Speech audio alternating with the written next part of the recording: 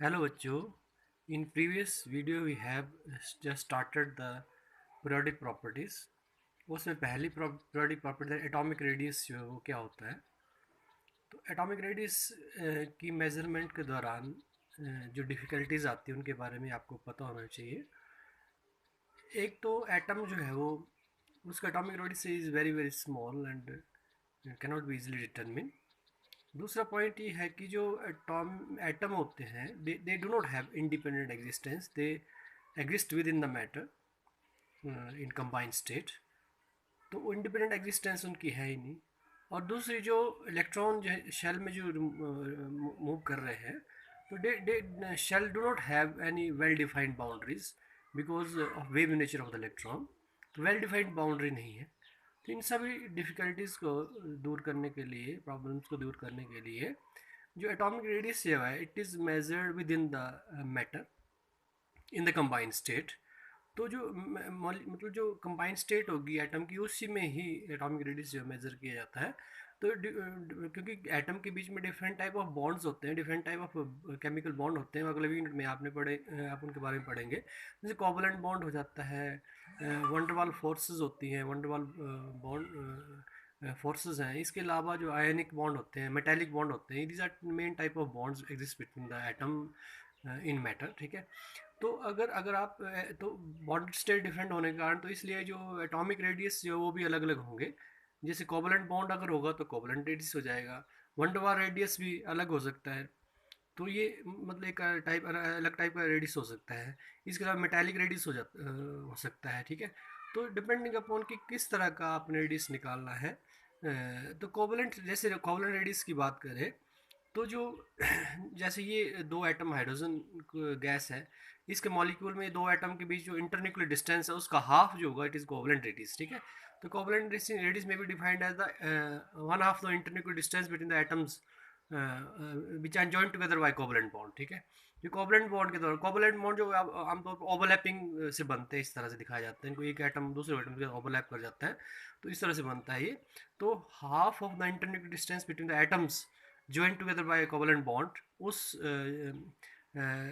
दूरी को हम क्या बोलेंगे, कोवलेंट रेडियस बोलेंगे। जैसे हाइड्रोजन के केस में इंटरन्यूक्लियर डिस्टेंस जो 74 पिकोमीटर होती है, तो उसका हाफ कर देंगे तो 37 पिकोमीटर क्या होगा इसका कोवलेंट रेडियस होगा। इसी तरह से वंडरवाल रेडियस जो होता है, ये इसके बारे में थोड़ा बहुत नॉलेज जो होना चाहिए आपको कि वंडरवाल रेडियस क्या है, दोनों में क्या अंतर है। वंडरवाल रेडियस जो होता है it is half of the internuclear distance between the atoms belonging to the neighbouring molecule. लेकिन एटम जो है वो सेम मॉलिक्यूल के नहीं, नेबरिंग मॉलिक्यूल को बिलोंग कर रहे होंगे, उनके बीच में इंटरन्यूक्लियर डिस्टेंस निकालेंगे और उसका हाफ कर देंगे तो वो बन जाता है वंडरवाल रेडियस। जैसे हाइड्रोजन इन सॉलिड स्टेट, ये मैटर जो है किस स्टेट में होना चाहिए, जैसे हाइड्रोजन गैस को सॉलिड स्टेट में लाएंगे और उनके डिफरेंट मॉलिक्यूल्स के जो एटम्स हैं उनके बीच में इंटरन्यूक्लियर डिस्टेंस निकालेंगे, उसका हाफ कर देंगे तो बन जाएगा वंडरवाल रेडियस। तो जैसे ये इंटरन्यूक्लियर डिस्टेंस 240 पिकोमीटर आती है, डिवाइड बाई 2 करेंगे तो 120 पिकोमीटर इसका वंडरवाल रेडियस होगा हाइड्रोजन का। ठीक है। तो van der Waals radius is always more than that of covalent radius. ये पॉइंट भी आप नोट कर सकते हैं क्योंकि ये बिटवीन द डिफरेंट मॉलिक्यूल्स है। और वंडरवाल फोर्स जो वीक फोर्स होती है, वीक है तो ये दूरी ज़्यादा होती है मॉलिक्यूल के बीच में। कोवलेंट बॉन्ड जो है वो स्ट्रॉन्ग बॉन्ड है, तो इसलिए उनमें नज़दीक आते हैं, इंटरन्यूक्लियर डिस्टेंस कम होती है। तो ये पॉइंट वंडरवाल रेडियस जो it is always greater than the atomic sorry covalent radius. ठीक है।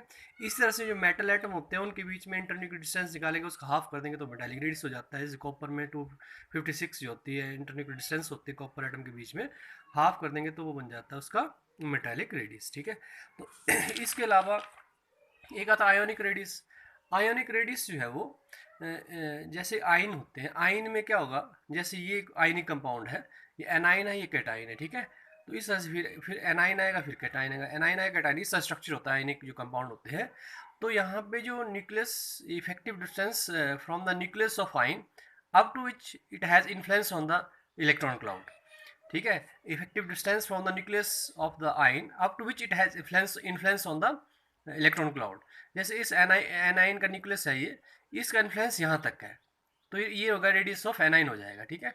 इस कैटाइन, ये जो कैटाइन है इसका इन्फ्लुएंस इलेक्ट्रॉन क्लाउड का यहाँ तक है, up to which it has influence on the effective distance from the nucleus of ion up to which it has influence on the influence on the electron cloud, that is called as ionic radius उसको बोलते हैं। तो ionic radius में एक very important question हो जाता है कि size of cation is always smaller than the parent atom. ये इंपॉर्टेंट क्वेश्चन आ जाता है, वाई, इसका कारण क्या है। देखिए सबसे पहले कैटाइन जो बनते हैं एटम से, जब पेरेंट एटम से इलेक्ट्रॉन बाहर निकलते तो कैटाइन बनते हैं। तो cation is form by loss of one or more than one electron from the neutral atom. जैसे सोडियम एटम है, इसमें आप आयनेशन एंथैल्पी लगाएंगे, आगे आप पढ़ेंगे, तो एक इलेक्ट्रॉन बाहर निकल जाएगा, तो ये कैटाइन बन जाता है, ठीक है। तो अब कैटाइन की फॉर्मेशन मतलब लॉस ऑफ इलेक्ट्रॉन से होती है, पहले पहली बात याद ध्यान रखेंगे। और एनाइन की फॉर्मेशन होती है गेन ऑफ इलेक्ट्रॉन से, ठीक है। तो ये बात ध्यान में रखेंगे। जैसे ये मैंने एग्जांपल लिया है, तो due to loss of electron क्या हो रहा है, नंबर ऑफ शेल्स जो है वो in cation become less as compare to parent atom. अब देखो नंबर ऑफ शेल्स जो कम हो जा रहे हैं। यहाँ पे कितने शेल थे पेरेंट एटम में, ये पेरेंट एटम में शेल कितने थे, 3 थे, यहाँ पे कितने रह गए, 2 रह गए। तो शेल्स कम होने के कारण, बिकॉज ऑफ मतलब सेल्स कम हो जाने के कारण therefore size of cation smaller होता है पेरेंट एटम से, ठीक है। ये एग्जांपल और लिया मैंने मैग्नीशियम का। यहाँ पे भी देखो पेरेंट एटम में 3 शेल थे, जैसे 2 इलेक्ट्रॉन बाहर गए तो कैटाइन बन गया, अब 2 ही शेल रह गए कैटाइन बनने से। तो शेल्स डिक्रीज होने के कारण जो है वो कैटाइन का साइज जो कम हो जाता है as compare to parent atom, ठीक है। लेकिन इन जनरल अगर आप देखें लॉस ऑफ इलेक्ट्रॉन से क्या होगा, कैटाइन में जो है वो न्यूक्लियर चार्ज उतना ही है। जैसे अगर यहाँ पे न्यूक्लियर चार्ज की बात करें +12 इसका न्यूक्लियर चार्ज होगा, +12 ही इसका होगा।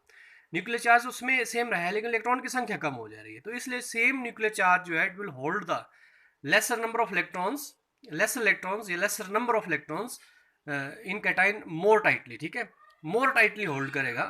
तो same nuclear charge tightly hold the lesser number of electrons in cation, and इससे भी साइज ऑफ पेरेंट कैटाइन जो स्मॉलर हो जाएगा as compare to parent atom. तो ये दोनों रीजन जो हम डिस्कस कर सकते हैं कि क्या कारण जो है वो कैटाइन का साइज क्यों स्मॉलर हो जाता है पेरेंट एटम से, क्या कारण है उसका, ये हम इसको नोट कर सकते हैं, ठीक है। तो यहाँ पे same nuclear charge will tightly hold the lesser number of electrons in cation as compare to parent atom, ठीक है।